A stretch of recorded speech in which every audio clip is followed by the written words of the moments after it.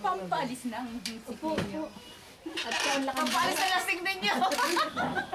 Kung sa contest po ng pag-awit ay amateur ang tawag nila. Sa larangan naman ng pagsayaw, sikat ka raw balerina. Balagtasan naman po ang paborito naming mga Batangginya. babalik! Nagmula sa Santa Maria Goreting, siyang ngalan ng komunita. Si Bioli Magsino po ito, naatasan maging lakandiwa. Ang papagitna at hahatol sa dalawang maghihidwa. Para naman inspirado ang kabako ay mawala. Mari po bang makahiling ng palakpakang matagal? Diyan ko na. Akin na pong ihahayag ang paksa ng balagtasan. Na ang tema ay sino nga ba ang masikat at dapat na hangaan?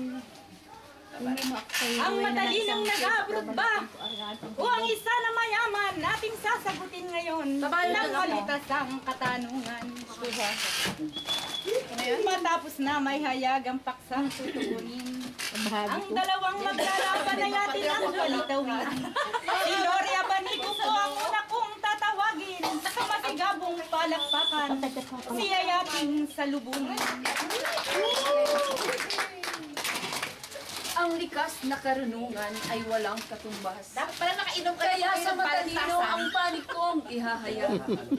Pero bago muna, hayaan nyo bati ko'y maigawad, maligayang pakikinig. Magandang hapon po sa inyong lahat. Tagalagaw bawan po ang black beauty para luman. Likas sa dugot na hiniyang walang takot kung lumaban. Pakinggan naman natin ang makatang makakabanggaan. Umalis ng Pilipinas upang dito sa Koledyo Pilipino ay makipagpaligsahan.